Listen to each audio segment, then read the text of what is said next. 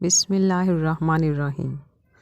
حضرت آدم علیہ السلام کے لیے آسمانوں سے اتارا جانے والا تابوت سکینہ۔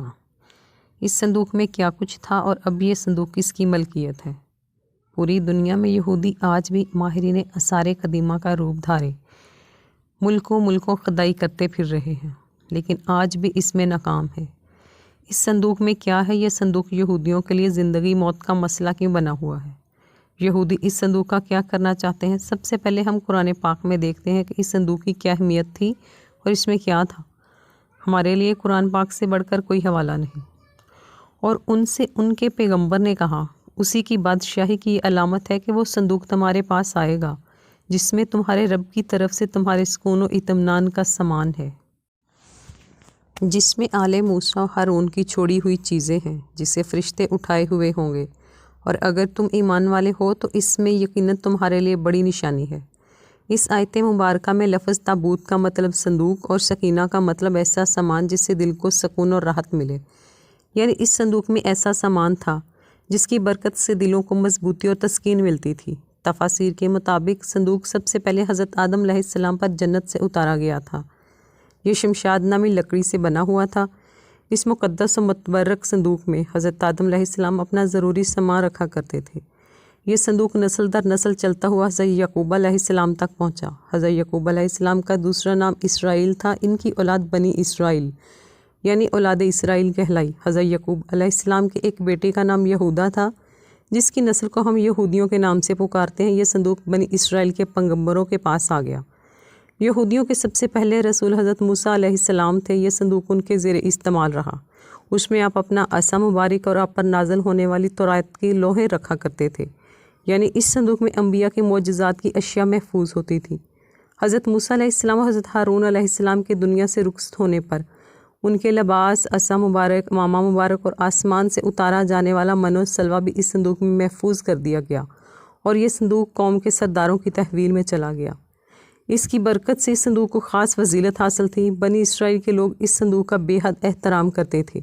اس کی وجہ یہ تھی کہ اس صندوق کی برکت سے ان کو بہت زیادہ فوائد حاصل ہوتے تھے۔ کبھی کوئی آسمانی آفت آتی تو یہ صندوق کے سامنے بیٹھ کر دعا کرتے تو آفت حیرت انگیز طور پر فوراً ٹل جاتی۔ کبھی زلزلہ، سیلاب، خوفناک آندھی، طوفان آتا تو یہ تابوت سکینہ کے وسیلے سے دعا کرتے اور اس سے نجات پا لیتے۔ یہ قوم بہت عجیب و غریب عادات کی مالک تھی۔ ایک طرف تو صندوق اور اس میں موجود اشیاء کا احترام اس قدر کے تصور نہیں کیا جا سکتا، اور دوسری طرف اللہ کے احکامات سے مکمل روگردانی کرنا ان کا معمول بن چکا تھا۔ یہ نہایت ضدی، اڑیل، مغرور اور سرکش لوگ تھے، حد سے زیادہ لالچی، دولت سے محبت کرنے والے اور ظالم تھے۔ اپنے انبیاء اور علماء کی روک ٹوک پر ان کو خوفناک اذیتیں دیا کرتے تھے۔ جب ان کی سرکشی حد سے بڑھنے لگی تو اللہ نے ان کو عذاب دینے کے لیے ان پر قوم عمالقہ مقرر کر دی۔ اس قوم کے بادشاہ جالوت نے ان پر انتہائی زبردست دھاوا بولا اور ان کی بستیاں اجاڑ دیں، شہروں کو جلا کر راکھ کے ڈھیر بنا دیا اور ان کا تابوت سکینہ چھین کر ساتھ لے گیا۔ مفسرین کے مطابق اس نے اس صندوق کو گندگی کے ڈھیر پر پھینک دیا، اور اس کی بے حرمتی کی وجہ سے قوم عمالقہ پر اللہ کا عذاب آیا۔ اس شہر میں ایک عجیب سی وبا پھوٹ پڑی جس کا کسی حکیم معالج کے پاس علاج نہیں تھا۔ لوگ بہت تیزی سے لقمہ اجل بننے لگے۔ لوگ پریشان ہو کر حاکم شہر کے پاس پہنچے۔ اس نے کاہنوں کو جمع کیا اور ان سے اس عذاب کی وجہ معلوم کرنا چاہی۔ کاہنوں نے حساب لگا کر بتایا کہ اس عذاب کی وجہ تابوت سکینہ کی شدید بے حرمتی ہے۔ وہ لوگ اس صندوق کو بنی اسرائیل کو کسی صورت واپس نہیں کرنا چاہتے تھے، چنانچہ یہ صندوق ایک دوسرے شہر میں پہنچا دیا گیا۔ حیرت انگیز طور پر صندوق پہنچانے کے بعد اس شہر میں بھی وہی خوفناک وبا پھوٹ پڑی اور ہزاروں کی تعداد میں لوگ مرنے لگے۔ کہا جاتا ہے اس صندوق کی وجہ سے اس قوم کے 5 شہر مکمل طور پر تباہ ہو گئے۔ مختلف آفات امراض نے اس قوم کو اپنی لپیٹ میں لے لیا۔ اس پر فیصلہ کیا گیا کہ یہ تابوت واپس بنی اسرائیل کو دے دیا جائے۔ صندوق کو ایک بیل گاڑی پر رکھا گیا اور اسے شہر سے باہر نکال دیا گیا۔ خدا کی قدرت کے بیل اس صندوق کو لے کر بنی اسرائیل کے ملک کی طرف روانہ ہو گئے۔ دوسری جانب اس زمانے میں بنی اسرائیل میں حضرت شموئیل علیہ السلام مبعوث کیے گئے تھے۔ حضرت شموئیل علیہ السلام طالوت کو، جو ایک نیک انسان تھے، بنی اسرائیل کا بادشاہ بنانا چاہتے تھے، جبکہ بنی اسرائیل حسب معمول سرکشی اختیار کیے ہوئے تھے، اپنے نبی کی کسی بات پر عمل کرنے کو تیار ہی نہیں تھے۔ آخر قوم کے سرداروں نے جان چھڑانے کی خاطر حضرت شموئیل علیہ السلام سے مطالبہ کیا کہ اگر وہ اللہ کے سچے نبی ہیں اور چاہتے ہیں کہ ان کا حکم مانا جائے تو وہ دعا کریں کہ ان کا قیمتی اور مقدس تابوت سکینہ ان کو واپس مل جائے۔ اگر ان کی دعا قبول ہو گئی تو ان کی ہر بات تسلیم کر لیں گے۔ اس پر حضرت شموئیل علیہ السلام نے حکم ربی سے ان کے ساتھ وعدہ کر لیا کہ تابوت سکینہ اگلے روز صبح تک خود بخود ان کے پاس پہنچ جائے گا۔ اس پر سرداروں کا مذاق اڑانے لگے، کیونکہ وہ قوم عمالقہ کی غضبناکی سے اچھی طرح واقف تھے اور جانتے تھے کہ ان کے قبضے سے اس صندوق کا واپس ملنا ناممکن تھا۔ اگلے روز بیل گاڑی پر لدا ہوا تابوت سکینہ ان کے پاس پہنچ گیا، جس پر حسب وعدہ انہوں نے اپنے نبی کا حکم مان کر طالوت کو اپنا بادشاہ تسلیم کر لیا۔ اور اوپر والی قرآن پاک کی آیت جس کا ترجمہ بیان کیا گیا اسی واقعہ کی طرف اشارہ کرتی ہے۔ تابوت سکینہ دوبارہ حاصل ہونے پر اس قوم کے حالات میں ایک بار پھر بہتری آنے لگی، لیکن ان کے اعمال وہی رہے۔ پھر حضرت داؤد علیہ السلام کا دور آیا۔ اس وقت تک یہ قوم خانہ بدوشوں کی سی زندگی گزارتی تھی اور تابوت سکینہ بھی ایک خیمے میں رکھا جاتا تھا۔ حضرت داؤد علیہ السلام نے ان کے لیے عبادت گاہ تعمیر کرنے کا ارادہ کیا، جسے ان کے بعد ان کے بیٹے حضرت سلیمان علیہ السلام نے بیت المقدس کے مقام پر عظیم الشان عبادت گاہ کی شکل میں پایہ تکمیل تک پہنچایا۔ تابوت سکینہ کو خیمہ سے نکال کر اس عبادت گاہ میں رکھ دیا گیا۔ اس عبادت گاہ کے تابوت سکینہ والے حصے میں سوائے انبیاء اور سب سے بڑے عالم کے کسی کی جانے کی اجازت نہیں تھی۔ حضرت سلیمان علیہ السلام کی وفات کے بعد آپ کی مبارک انگوٹھی بھی اسی تابوت میں محفوظ کر دی گئی۔ حضرت زکریا علیہ السلام کا زمانہ آیا تو اس وقت تک یہ قوم اس قدر گمراہی میں ڈوب چکی تھی کہ اللہ کے پیغمبروں کی تذلیل و تحقیر ان کا معمول بن چکی تھی۔ ان پر ظلم ان کے لیے عام سی بات تھی۔ اللہ تعالیٰ ان سے سخت ناراض ہو گیا تھا۔